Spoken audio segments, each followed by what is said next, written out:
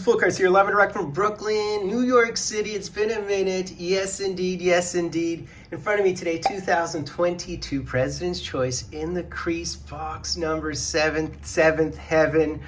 Don't call me Karen, Devin.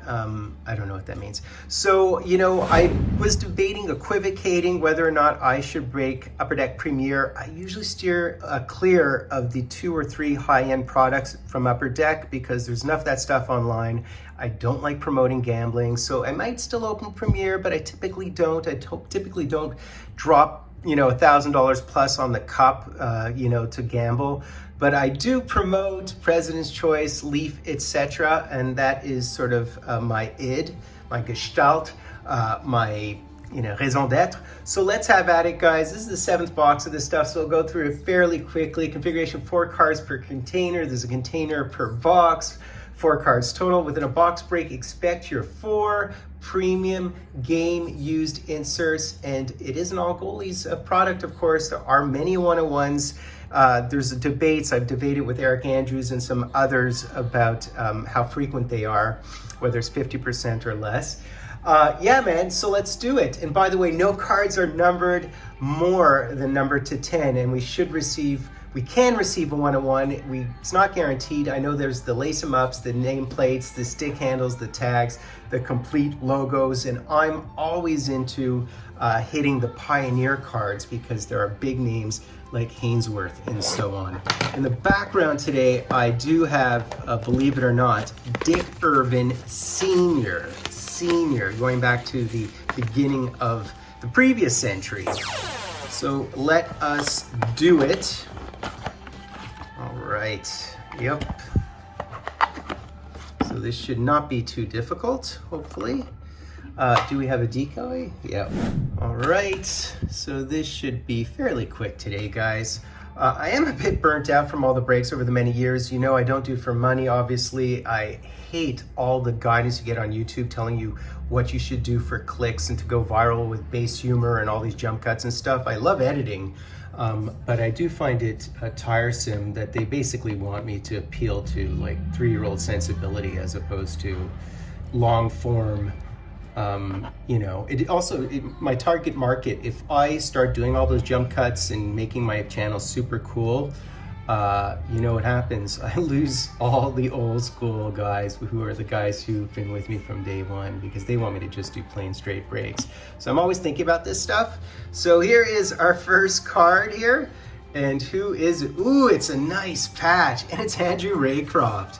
Amazing. So we have some Leafs and I guess some Boston Bruins mojo. Very nice patch. Look at that. I mean, is that as in Maple Leafs or so wicked? That is such a beautiful patch. So what is it number 2? 4 of 10. These cards are stunning. Stunning. Again, for this box, I believe I paid under $100 for it. So, how good is that? But I mean, everything is just geared towards TikTok. They want you to have these like 1-minute burst videos. I don't mind doing shorts and so on, but they want everything to be just, putting on an affect, being dumb. People don't read anymore because of it. People just like manically click. It's like mice in a maze, and I'm really dead set against it. I believe in long form commentary, real informative stuff, and not just duplicating and replicating everything you're supposed to, do to clickbait and get people glued. That's just not how my brain works. So I refuse to do it to a certain extent. Ooh, a paddle down. A paddle down. That is wicked. Who is it? Who is it? Is that Matt Murray? I mean, it looks like Ottawa. So let's see. And it is Matt Murray. That is amazing. Look at that. Stanley Cup winner, 2-time Stanley Cup winner, I guess. Number 2 of 10. So this is absolutely a Maple Leafs box. It's funny because I have so many Habs. I have only Habs in the background, do I not? Wow, I even have a Ken Dryden. But yeah, no, so there's so much, guidance on YouTube as to how to get people glued to your channel. And I think it's all nonsense. I really do. And every channel does exactly the same stuff to go viral. Like Sports Card Radio, I don't know if you guys follow him. He's always throwing in, what's the other guy, the investor guy under the bus. And, you know, he's pretending like he's an attorney, except he's not an attorney. He knows nothing about the law, and he just does all this clickbait stuff, creating drama, and he does it to build his channel. And the information on it, 90% of it is absolute nonsense. And I know it's very watchable, but, you know, he and his twin brother, I think they're twins, at one point they threw Klutz and Chara under the bus, basically saying, you know, that they do these razzes that are illegal and all this stuff. And all the information they provided was complete nonsense. And I double checked with Klutz and Chara, and they're one of the institutions in Canada. Who are they? Who's Sports Card Radio to tell Klutz and Chara that their activities are illegal? You know, it's just crazy, this stuff that goes on social media for clicks, and I'm dead set against it.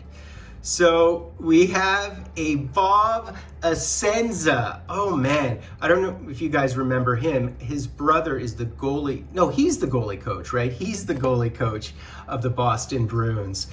And that is an absolutely sick duel. A sick duel. Of course, he was Winnipeg Jets, the old Winnipeg Jets goaltender. And I know his brother, Greg Asenza, who runs elections in Canada, because I did strategy for him in Canada, in Toronto. For Ontario. So 4 of 10. Greg Asenza I don't know if he still is, the guy who runs elections in Ontario, and I was his chief strategist for a minute. So last one, guys. And I don't mean to vent about this stuff, but I'm just saying, yeah, I mean, I could go viral. I could do everything in my power to imitate and just make my channel addictive. But I think people are going to look back at this era where social media has divided people and destroyed politics and destroyed discourse and helped people fundraise and created performance politics and all that. I think people are going to look back at this era as one of the most unethical eras in human history, as if it's the Dark Ages. So I'm going to continue doing what I do, you know, even if it is only being math-based and being long-form and long-winded. And, you know, if it only appeals to, you know, a core constituency, I'm fine with it.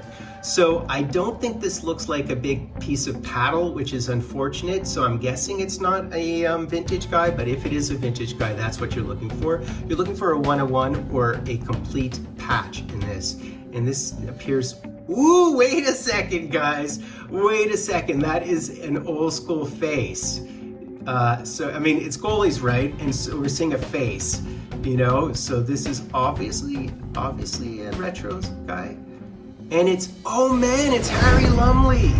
This is completely a Toronto box. Wow, is what GP Sports Cards would say. So it's 4 of 5, so we didn't hit a 101, but we hit Harry Lumley, and I'm guessing he's with Chicago or Detroit. I don't remember who he played on besides Toronto, my bad. You guys tell me. It's with Chicago. So there you go. That is so amazing. I don't know if you guys know, but I have old sets from the 1950s, and Harry Lumley is in these sets. The beautiful sort of watercolored Parkers looking ones from the early 50s, 53, 54, 55 era. That is sick to hit a Harry Lumley. I'll certainly take that, and to me it makes the break. So that's basically it, guys. A little bit of context about my channel and where my heart is 90% of the time. I don't mean to go after Sports Card Radio. I assume those guys are great people. It's just, you know, one has a business degree, I think, when the other one like communications. They are not legal beagles. They do not have the background to adjudicate, appreciate, and make big determinations about the hobby, about legalities and so on.